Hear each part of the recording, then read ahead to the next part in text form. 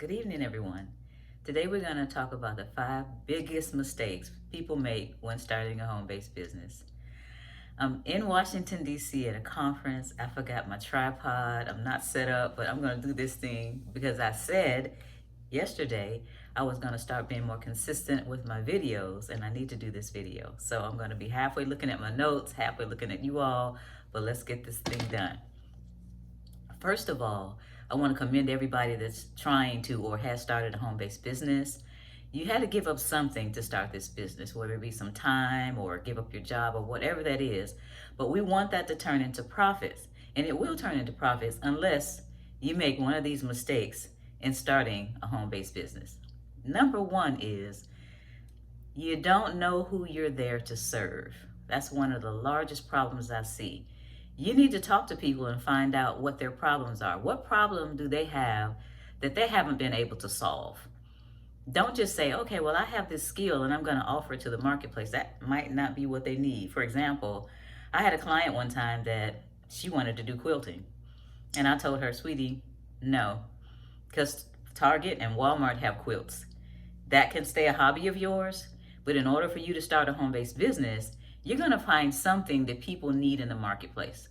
You have to solve one of their problems. You have to ease one of their pains. And then that's when you're going to start getting a sense of what people want, what people need, and what they'll buy from you. That was the first one. Number two is not understanding accounting. This is very serious. I want everybody that has a home-based business or wants to start a home-based business to go out online and look at some courses, just basic accounting. People don't know basic accounting. You need to understand money. You need to understand your cost of goods sold. You need to understand your administrative costs. Those costs are going to be there every month, no matter how much money you make. Because you don't want to just start running and saying, I'm going to do this business and I'm going to make money, and then more money is going out than is coming in, and pretty soon that'll crash your business. We don't want to do that. Also, we don't want to concentrate on the gross amount. We want to concentrate on the bottom line. For example, I see a lot of people talking about, oh, my business, I make 300,000, I make 400,000, but then when you get down to it, what are they really making? Is it 50,000 after all the expenses? After all they have to pay, whether that be employees or paying for equipment or whatever that is. So when people are talking about how much they make, ask them what's their net profit, not their gross amount. Now, let's see what's next. Also, in that same vein about accounting, make sure you know your goals as far as making money. Some people want to make money. They want a big profit and all that. Some people just, want a little extra money. I found recently with some people that they're surprised when they do well in their business and they're deducting everything. I'm the one that tells you to deduct everything but the kitchen sink, legally, of course. But then when you do that and you get ready to apply for a loan, they'll say, oh, you didn't make any money. Yeah, I made a lot of money, but I had a lot of deductions. They don't really look at your gross, they look at your net, unfortunately. I've found that in personal life, and I found that with clients, that when you do well with your business and you keep track of everything and you make sure you get all your deductions, it doesn't necessarily always look good when you're trying to get a loan, whether that be for real estate or more business equipment. So just make sure that you understand those dynamics also. Let's see, let's go on number three. The third reason, the third mistake that people make is not properly branding themselves. So, business names. I've talked to people and they've had some very interesting business names. I named it after my grandmother, Ceola Hamilton. It's like, okay, let's think about the person out on the street. You want to catch their attention with your business. You want to have a business that they think of, oh, that might be something I want to patronize. Come up with something not that is sentimental to you necessarily, but something that's going to attract the people to you. For example, KPG, keep what you earn, protect what you earn, grow what you earn. Everybody wants to do that. You can use your name, of course, but just be careful about the names. I took a class one time, and It was a daycare center, and it was called the Kruger Daycare Center. And that person's last name was Kruger, but then that makes people think of Freddy Krueger. So maybe that wasn't a really good name for that daycare center. This is what I mean by that. Also, when you're talking about branding yourself, make sure that you're very general with your name. Don't get too specific with the name, because later on you might want to change some of the things about your business. For example, what if you named your business XYZ Tree Cutting Company, and later on you decided that you wanted to start caring for trees? So you took some arborist classes and you wanted to learn how to help people make sure their trees are healthy. But you named your business Tree Cutting Service. So try to be really general with the name, so that if you want to expand later, which you probably will, and you probably need to expand later, then you won't be locked into some little specific service that you put in your name. As far as branding, we're still on branding, get a website.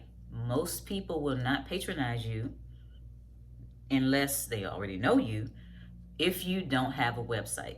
I've read a statistic before, and it was a while ago. 86% of the people that were surveyed said they won't patronize a business if they don't have a website. They want to know who you are.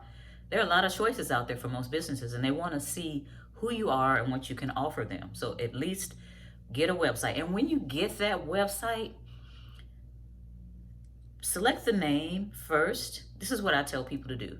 Select a name, go out on like something like a GoDaddy and see if that name is available. If it's not, maybe you want to select another name, because that .com is really very important. I know they have .org and .net and .biz and all that stuff, but people have gotten so used to the .com, they're going to look for the .com.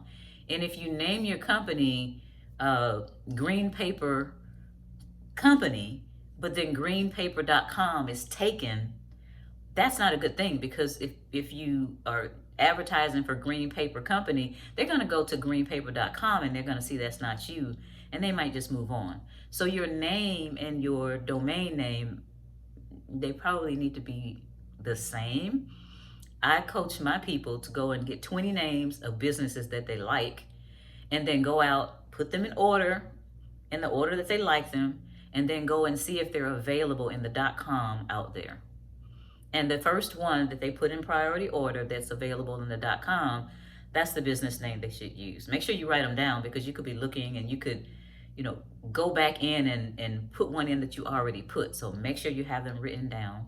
Also, when you do that, if there's an and, well, let's back that up.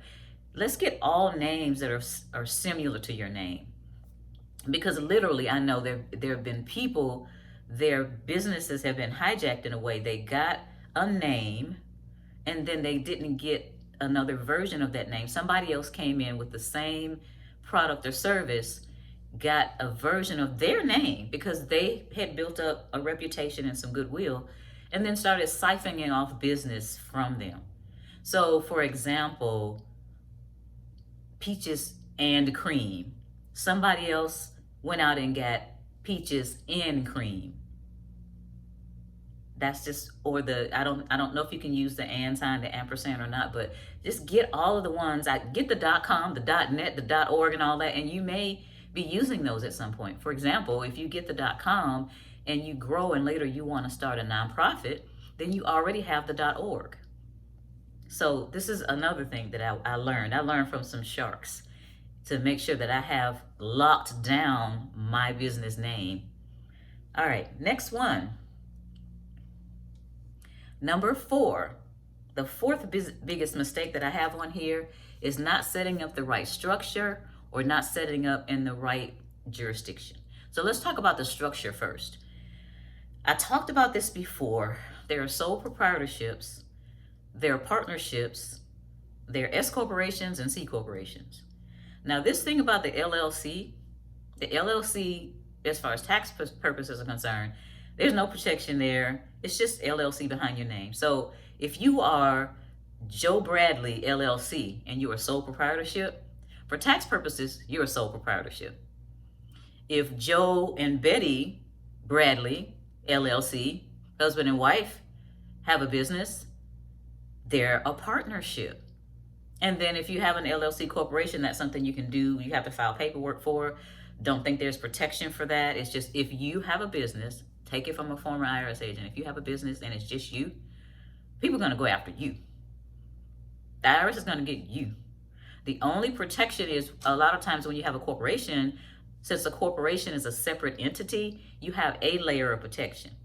The best protection for small businesses is to get insurance, whether that's liability insurance for your business, for your building. For example, if you have the insurance that I have, if I have a meeting at a hotel and something happens, I'm covered at that hotel. So that's your strongest assurance against any kind of liability, to get some insurance. Don't depend on the fact that you have LLC behind your name for that. So that's as far as not setting up the right structure. If you're going to hire employees, if you need employees, and sometimes you have to have them, I recommend my clients incorporate, because remember when I said a corporation is a separate entity. So if your employee is driving along during lunch and he has to go to Home Depot to pick up something and he has a wreck, and especially if it's his fault, that person is not going to just go after the employee. They're going to realize that, the lawyer, a good one anyway, is going to go in and find out that your employee was on the job going to Home Depot to get something for the business. They're going to sue you. They go for the bigger pockets. So you want to be incorporated if you have employees. If you there are other reasons that you want to incorporate also. There's reasons that everybody shouldn't incorporate, especially when you're a small business. Corporate tax returns cost at least $1,800, $2,000 to do the tax return, and you got all those filings, and that could just take up all your money. So when you're small, you might just want to stay a sole proprietorship or partnership. When you get larger, you might want to think about being a corporation, or if you have employees. Setting up in a different jurisdiction is something people don't think about. When they decide to go get a business, 9 out of 10 people run down to their Secretary of State and just start a business.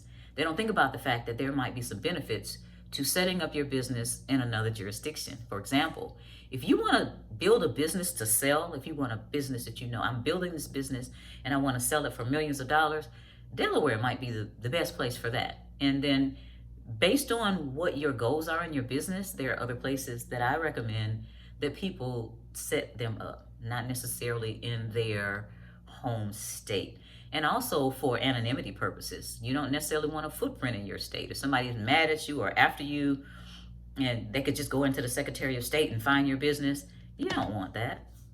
I have several businesses and only one is set up in the place that I live. So those are things that when you studied and when you hone in on how to set up a business properly.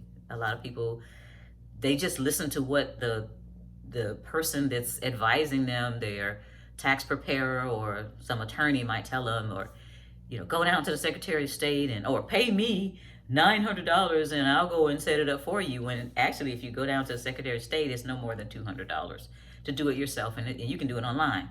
So that's another one of those secrets that can save you money.